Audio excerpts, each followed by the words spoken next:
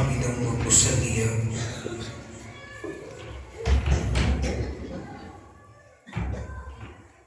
نحمده ونصلي ونسلم على سيدنا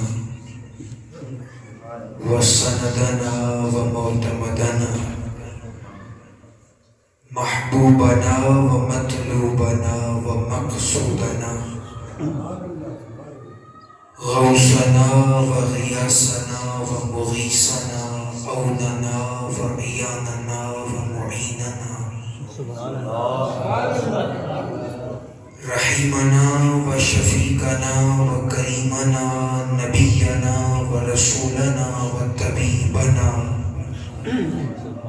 أعلانا وأولانا مأوانا وملجأنا المصطفى الأمجد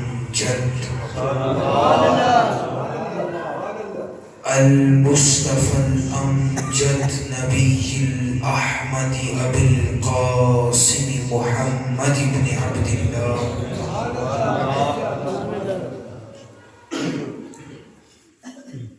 قال الله عز وجل إن أكرمكم عند الله أتقاكم صدق الله ومولانا العظيم اللهم صل على سيدنا ومولانا محمد وعلى آل سيدنا ومولانا محمد معدن الجود والكرم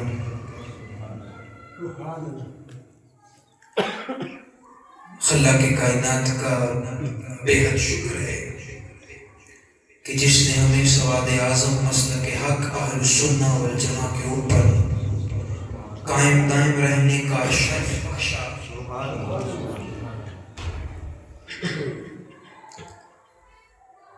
ویسے جو حضرت علامہ مولانا عزیزم نواز فریدی صاحب دامہ ذلہ نے جن بہت زیادہ القابات سے مجھ حکیم کو نواز دیا، ان القابات کے میں لائق نہیں،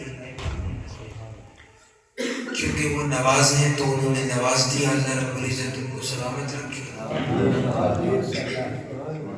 اللہ رب العزت دین مدین کے لیے ان کی خدمات کو قبول فرمائے کہ یہ حسین محفل پاک، حالانکہ ویسے عموماً دسمبر کے اندر رات کو اتنے لوگوں کو جمع کرنا بھی بڑا کام ہے، تو یہ حسین محفل پاک، یہ حسین گلدستہ انہوں نے سجایا ہے۔ اللہ رب العزت ان کو آباد رکھے، شاد رکھے، اور دین مدین کا کام ان سے لیتا رہے۔ میں ایک مخصوص وقت کے اندر رہتے ہوئے آپ احباب کے سامنے چند گزارشات اور معروضات پیش کروں گا اپنے موضوع سے منسلک، کیونکہ یہ محفل پاک جو کہ مہینہ چل رہا ہے جماعت الثانی شریف کا، اور حضور کے یار غار اور یار مزار کا مہینہ ہے، اور یہ محفل پاک سرکار ابوبکر صدیق رضی اللہ تعالی عنہ سے منسوب ہے۔ سو اس حوالے سے آپ کے سامنے میں کچھ باتیں پیش کروں گا۔ خلاق کائنات ارشاد فرماتا ہے قرآن شریف کے اندر، معیار تقویٰ دیتے ہوئے خالق فرماتا ہے تم میں سب سے زیادہ بزرگ، رتبے میں بڑا، رتبے میں اعلیٰ وہ ہے جو سب سے زیادہ تقویٰ اختیار کرنے والا ہے، سب سے زیادہ اپنے آپ کو گناہوں سے محفوظ رکھنے والا ہے، بچا کے رکھنے والا ہے۔ اب اگر اس کا کوئی میں تلاش کرنا شروع کروں کہ وہ کون سا بندہ ہے جو اپنے آپ کو زیادہ سے زیادہ گناہ سے بچا کے رکھتا ہے، کیونکہ خالق نے جو معیار قائم فرمایا ہے وہ ہے جو زیادہ تقوی والا ہے وہ زیادہ بزرگی والا ہے، جو زیادہ گناہ سے بچنے والا ہے وہ زیادہ بزرگی والا ہے۔ اب ذہن میں یہ بات آتی ہے کہ وہ بندہ کون ہے جو سب سے زیادہ گناہ سے بچنے والا ہے؟ اگر اس کا جواب آپ کے سامنے میں رکھوں تو اتنا اثر نہیں ہوگا، لیکن اگر جواب خود مالک دے تو اثر زیادہ ہوگا۔ خلاق کائنات ارشاد فرماتا ہے وَسَيُجَنَّبُهَا الْأَتْقَى الَّذِي يُؤْتِي مَالَهُ يَتَزَكَّىٰ. خالق فرماتا ہے سورہ لیل کے اندر آیت 17 کے اندر، وہ بندہ جو بہت بڑا متقی ہے، گناہ سے بچنے والا ہے، اور وہ اپنا مال اپنے پاس رکھتا نہیں ہے بلکہ مال آتا جاتا ہے، رب کی راہ میں قربان کرتا جاتا ہے، وہ سب سے بڑا متقی ہے. 20ویں آیت کریمہ میں تذکرہ ہوا جو جتنا بڑا متقی اتنا بڑا بزرگ. اس آیت کریمہ میں تذکرہ ہے وہ سب سے بڑا متقی ہے جو مال خرچ کرتا ہے. اب ہم تلاش کرتے ہیں کہ یہ وہ کون ہے جس کو رب سب سے بڑا متقی کہتا ہے. یہ وہ کون ہے جس کو رب سب سے بڑا متقی کہہ دیتا ہے. کیونکہ بچوں کی تعداد بھی ہے اور یہ ہمارا سرمایہ بھی ہے، آگے جا کے عقیدے کو انہوں نے آگے ٹرانسفر کرنا ہے، آگے بھیجنا ہے، تو ان کے سامنے بھی یہ چیز کا اظہار ہو رہا ہے. اگر میں اپنی بات کر دوں کہ میں بتاتا ہوں وہ متقی کون ہے، تو ہو سکتا ہے کوئی اختلاف رکھے، کوئی بات مانے، کوئی نہ مانے. ہم ایسا کرتے ہیں، بڑے کسی عالم کے پاس چلتے ہیں، عقیدے کا امام، تصوف کا امام علامہ علی الخازن بہت بڑے امام ہیں. فرماتے ہیں جب تم یہ آیتیں دیکھو اور غور وچار کرو، سوچ وچار کرو کہ اللہ نے ایک جگہ فرمایا ہے جو سب سے بڑا متقی ہوگا وہ سب سے زیادہ بزرگ ہوگا، پھر رب نے فرمایا کہ وہ متقی جو خرچ کرتا ہے وہ سب سے بڑا متقی ہے.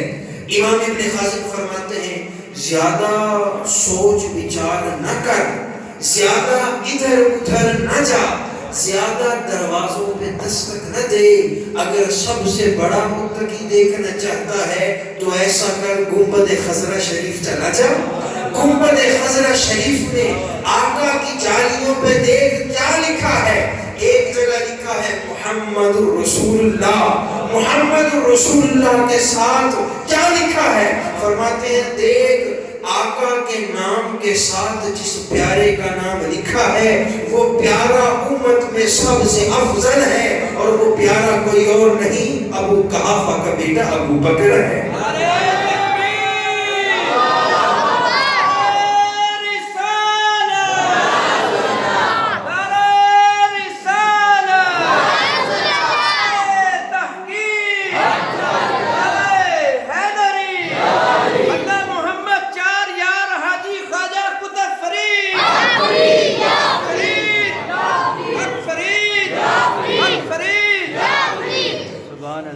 وہ پیارا کوئی اور نہیں بلکہ ابو بکر ہے. اس سے ایک چیز تو واضح ہو گئی کہ اہل سنہ کا جو عقیدہ ہے، جو میرا عقیدہ ہے، جو آپ سب کا عقیدہ ہے، وہ یہی ہے کہ انبیاء کے بعد جس کا رتبہ سب سے بلند ہے، جس کا مقام سب سے اونچا ہے، جس کے مقام کو کوئی چھو نہیں سکتا، وہ کوئی اور نہیں ہے، وہ سرکار صدیق پاک کی ذات ہے. یہ تو ہوگی ایک دلیل. اب اس کے اوپر ایک دوسری دلیل سماعت فرمائیے. خلاق کائنات ارشاد فرماتا ہے وہ بندہ جو مال رکھتا ہے، پیسہ رکھتا ہے، وہ ایسی قسم نہ کھائے کہ میں غریبوں کے اوپر مال نہیں لگاؤں گا، غریبوں کے اوپر خرچ نہیں کروں گا. اس آیہ کریمہ کے اندر ایک پورا مضمون ذکر کیا گیا ہے، اور وہ مضمون سرکار ابو بکر کے بارے میں ہے. اس آیہ کریمہ میں الفاظ ہیں اولو الفضل منکم والسعة. اب علماء اس بات کو جانتے ہیں، میں دیکھ رہا ہوں یہ مفتیان کے علاوہ میں کچھ دینی طلباء یہاں پہ موجود ہیں. علماء اس بات کو جانتے ہیں کہ جو اولو کا صیغہ ہے یہ جمع کا صیغہ ہے، اور جمع دو سے زائد کو کہا جاتا ہے. اب آپ سارے کیونکہ دو سے زائد ہیں اور اچھے خاصے زائد ہیں تو آپ سب کے اوپر جمع کا صیغہ بولا جائے گا. اب میں آپ کے سامنے یہ دلیل رکھنے لگا ہوں، کھلے سینوں کے ساتھ اس دلیل کو ذرا سماعت فرمائیے. بات کی جا رہی ہے ابو بکر کی، آیت میں ذکر کیا جا رہا ہے صدیق کا، جبکہ صدیق تو ایک ہے، صدیق ایک ہے، اللہ نے صیغہ استعمال فرمایا ہے جمع کا۔ اب بات بڑی عجیب ہے کہ ہستی ایک ہے، صیغہ استعمال کیا جا رہا ہے جمع کا، سمجھ نہیں آ رہی خالق نے جمع کا صیغہ کیوں استعمال کیا۔ علامہ راضی فرماتے ہیں اللہ رب العزت جب تذکرہ کسی ایک کا کرے، تذکرہ کسی ایک کا کرے لیکن صیغہ جمع کا استعمال کر لے، صیغہ ایک سے زائد کا استعمال کر لے، یعنی اللہ بتانا چاہ رہا ہے کہ جس کا ذکر کر رہا ہوں یہ کوئی بہت بڑی ہستی ہے، یہ جس کا ذکر کر رہا ہوں کوئی بہت بڑی ہستی ہے۔ اس کی آپ اردو میں مثال سمجھیں گے تو آپ کو شاید زیادہ مزہ آئے۔ اب آپ میں سے کوئی شخص کھڑا ہو یا کوئی بچہ ہو، میں اس کو ایک کے لیے تم بھی بول سکتا ہوں، بیٹا تم یہ کام کرو، تم یہ کام نہ کرو۔ سبحان اللہ۔ لیکن اگر میں سمجھوں کہ وہ بچہ کوئی رتبے والا ہے، کوئی مرتبے والا ہے، وہ شخصیت کوئی رتبے والی ہے، مرتبے والی ہے، میں تم نہیں بولوں گا بلکہ آپ بولوں گا، میں کہوں گا آپ یہ کام کیجئے، حالانکہ آپ تو عموماً جمع کے لیے بولا جاتا ہے، آپ سب لوگ، آپ سب لوگ۔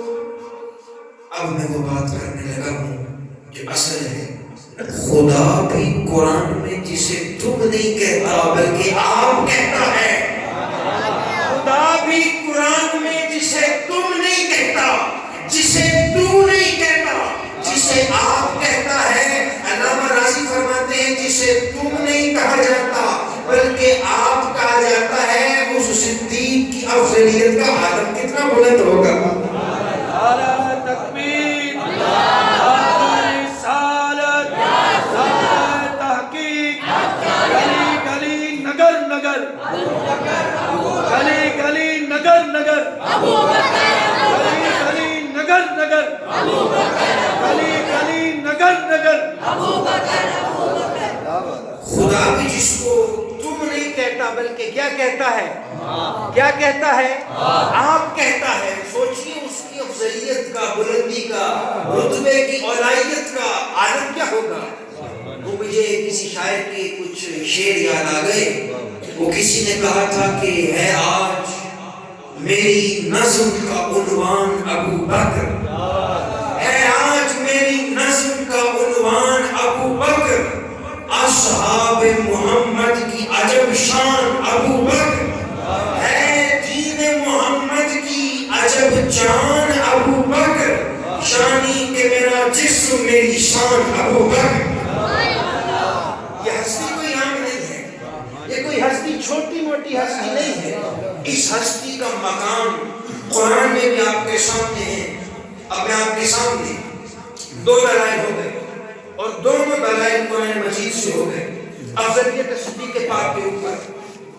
اب تیسری دلیل سماعت فرمائیے، یاد رکھیے علامہ شیخ عبدالحق محدث دہلوی محدث علی الاطلاق بر صغیر کے چوٹی کے محدث، یہ نہیں ہے کہ کوئی سادے سے حضرت صاحب، نہ بڑے محدث، 10-15 سال پڑھانے والے نہیں، بر صغیر میں حدیث کے کام کا اجرا کرنے والے پہلی ہستی حضرت شیخ عبدالحق محدث دہلوی۔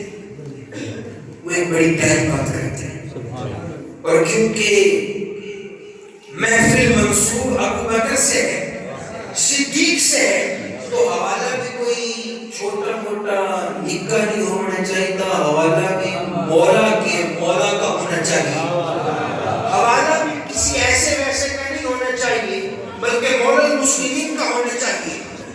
حضرت شیخ عبدالحق محدث دہلوی، اور ان کے ساتھ ساتھ ایک اور کی بات سماعت فرمائیے، علامہ ہاشم تھٹوی رحمہ اللہ تعالی، انہوں نے بھی اس بات کو لکھا ہے۔ وہ فرماتے ہیں اگر امت میں افضلیت ابو بکر کے اوپر لوگوں کے اقوال کو جمع کیا جائے، جمع کیا جائے کہ ابو بکر کی افضلیت کس کس نے بیان کی ہے، کس کس نے لوگوں کو ابو بکر کی افضلیت کا درس دیا ہے۔ علامہ ہاشم تھانوی فرماتے ہیں میری آنکھوں کے سامنے خالی مولا علی کے 500 فرامین موجود ہیں کہ انبیاء کے بعد جو بڑا ہے وہ ابو بکر ہے۔ بھائی علی کا نام آیا ہے، ذرا جھوم کے کہہ دیجئے سبحان اللہ۔ علامہ ہاشم تھانوی فرماتے ہیں میری نگاہوں میں 500 فرامین تو علی کے موجود ہیں کہ علی فرماتے ہیں امت میں نبیوں کے بعد اگر کوئی بڑا ہے، کوئی سلطان ہے، کوئی امیر ہے، کوئی شہنشاہ ہے، سوائے صدیق کے کوئی نہیں۔ ابو بکر انبیاء کے بعد پہلا ہے۔ 500 فرامین سرکار مولا کائنات کے ہیں۔ اسی قسمت میں جو بات میں نے کی شیخ عبداللہ محدث دہلوی اپنی کتاب میں الکامل الایمان کے اندر بیان فرماتے ہیں بڑی پیاری بات۔ وہ کہتے ہیں اگر پتہ چل جائے کہ علی نے اپنی زندگی میں دور صدیقی میں، دور فاروقی میں، دور عثمانی میں، خود اپنے دور علوی میں سبحان اللہ کتنا صدیق کیا ہے، کتنا صدیق کیا ہے۔ اگر لوگوں کو یہ پتہ چل جائے تو لوگوں کا دل ابو بکر کی بارگاہ سے بھرے گا۔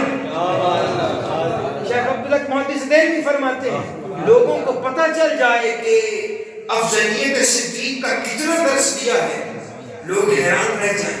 اس کے اوپر ایک اور حوالہ، اسی تیسری دلیل سے ایک چیز یاد رکھیے، غنیت الطالبین کے اندر محبوب شوہانی، قطب ربانی، حیدر سمدانی، قندیل نورانی، شہباز لامکانی، نائب حقانی، شیخ یزدانی، دستگیر جہانی، پیر پیرہ میر مینا والی بغداد، سیدنا محی الدین عبد القادر جیلانی، 11ویں والی سرکار، سنی 11ویں والی سرکار کا نام بڑا جانتے ہیں۔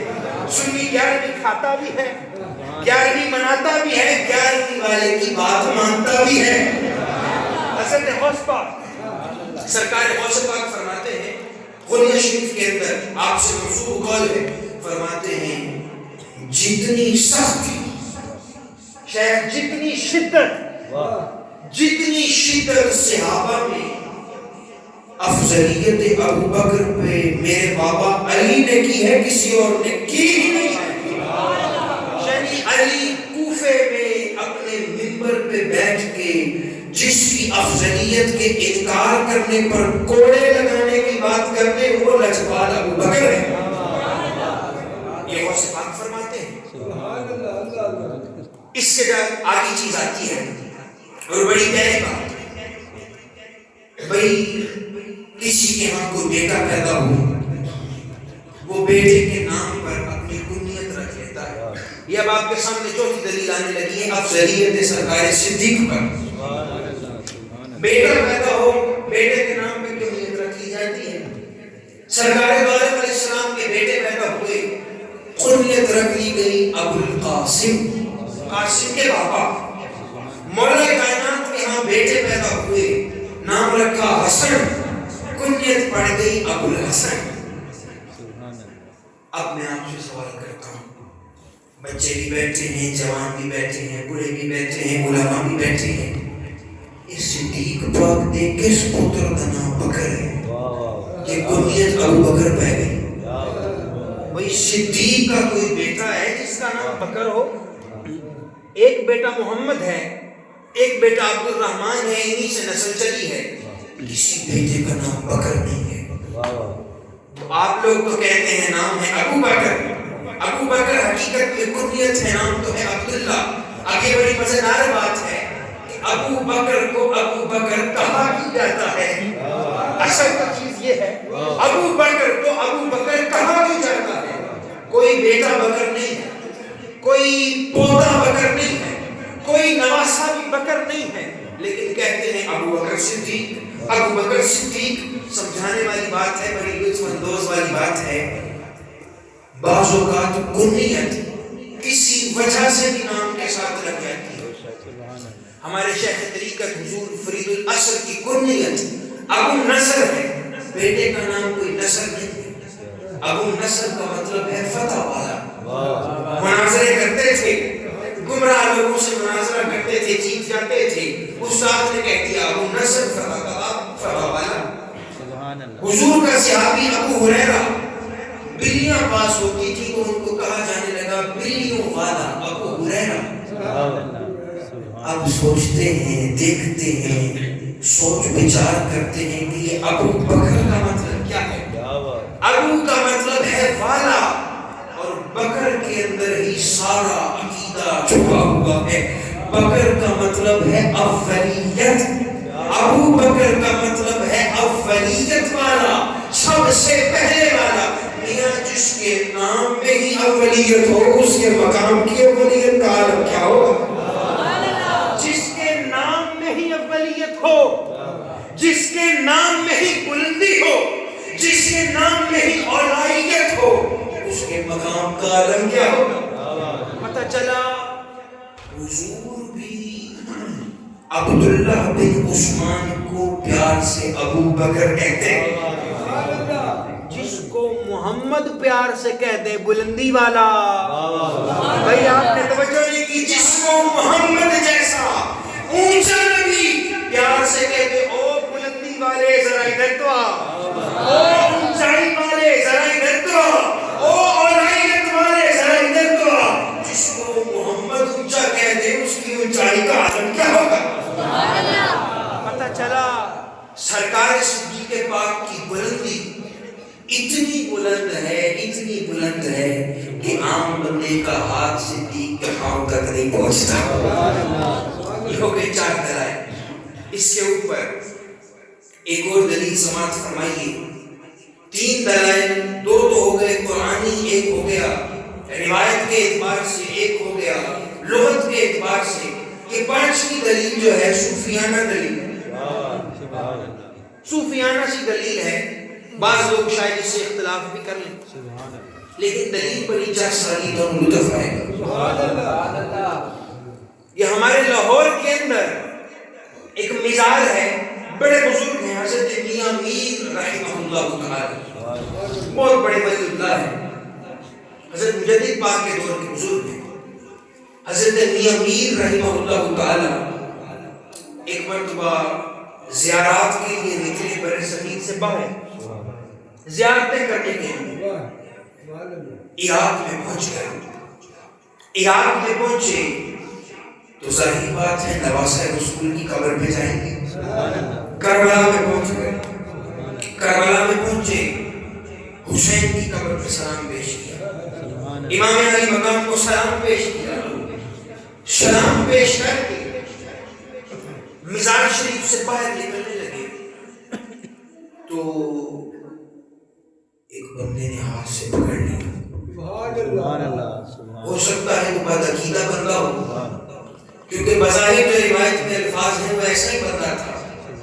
اس نے روک لیا، وہ روک کے کہنے لگا واپس کہاں جاتے ہو؟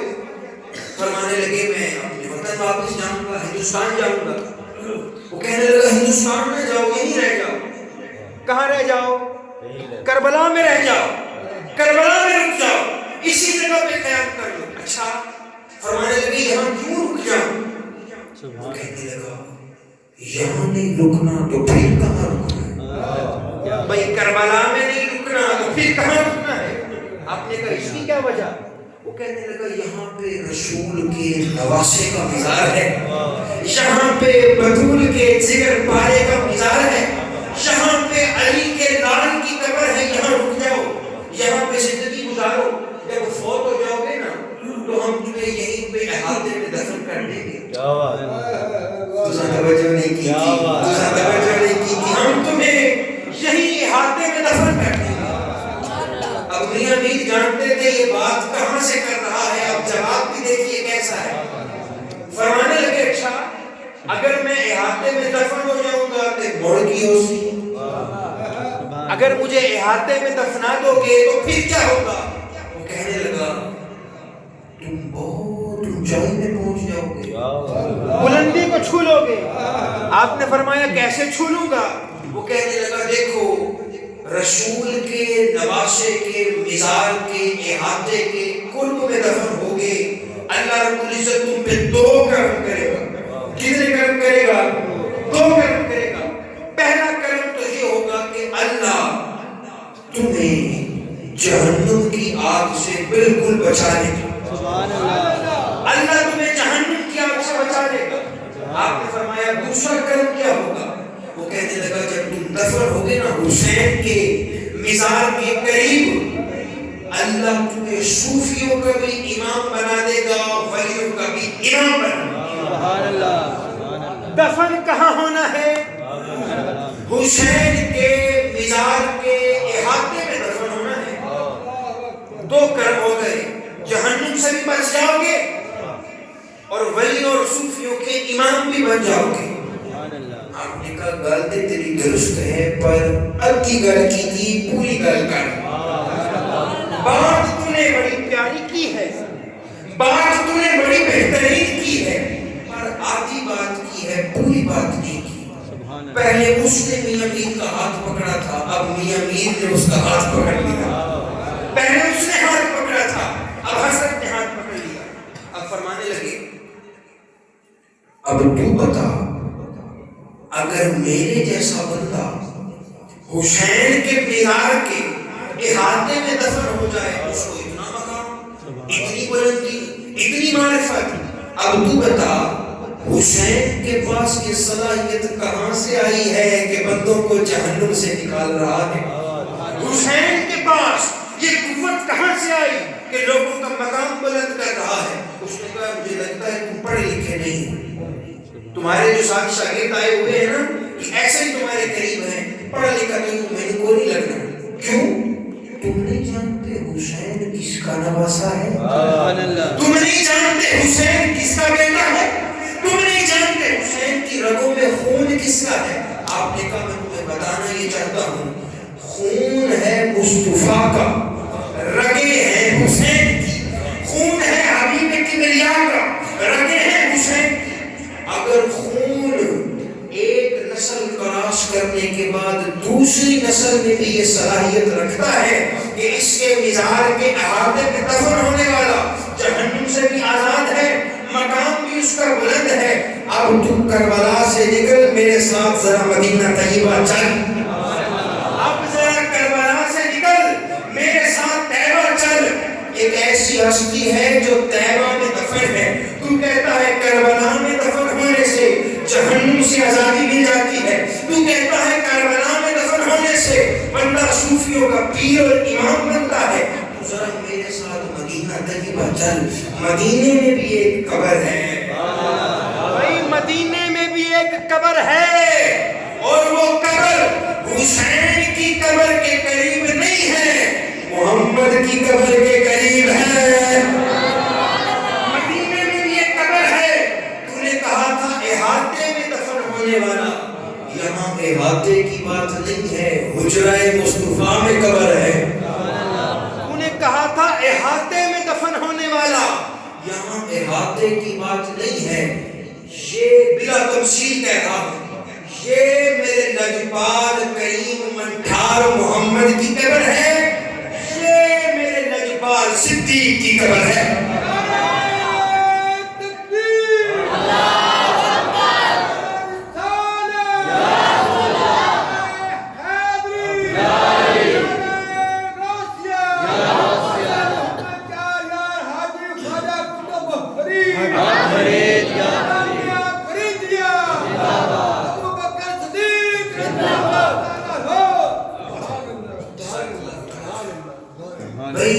جب حسین کی برکت اتنی ہے کہ احاطے میں دفن ہونے والا امام بن جاتا ہے، تو سوچ جو آقا کے ساتھ دفن ہے اس کی ولایت کا اور افضلیت کا عالم کیا ہوگا۔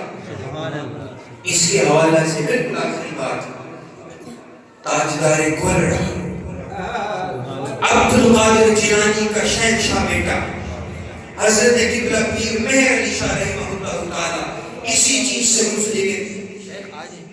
ਜਾਵਣ ਦਾ ਮੂਡ ਤੇ ਕੋਈ ਤੁਹਾਡਾ? ਜੇ ਜਾਵਣ ਦਾ ਮੂਡ ਹੈ तो तुर जाओ, हैं? नहीं तो बैठ जाओ साढ़े को। नहीं बैठे रहने दे, अगर बैठना चाहते हैं तो बैठे रहने दे, अगर जाना है तो चले जाए। ताजदार गोलड़ा हजरत पीर मेर अली शाह 7 दफन होने के बारे में एक बड़ी प्यारी बात करते हैं। ये जो गोलड़ा शरीफ से अगर जो हजरात बैठ हैं उनको भी सोचना चाहिए कि ताजदार गोलड़ा ने कितनी प्यारी बात की है। ताजदार गोलड़ा फरमाते हैं, हुजूर ने फरमाया मेरे बाद खिलाफत 30 साल तक रहेगी जो मेरे तरीके पर चलने वाली होगी। फरमाते हैं इसका मतलब ये है जो बाजी पहले ले जाएगा, पहले आका की बारगाह में आ जाएगा, उसका नंबर पहला। जो जितनी जल्दी आका से मिलने के लिए आएगा उसका नंबर पहला होगा।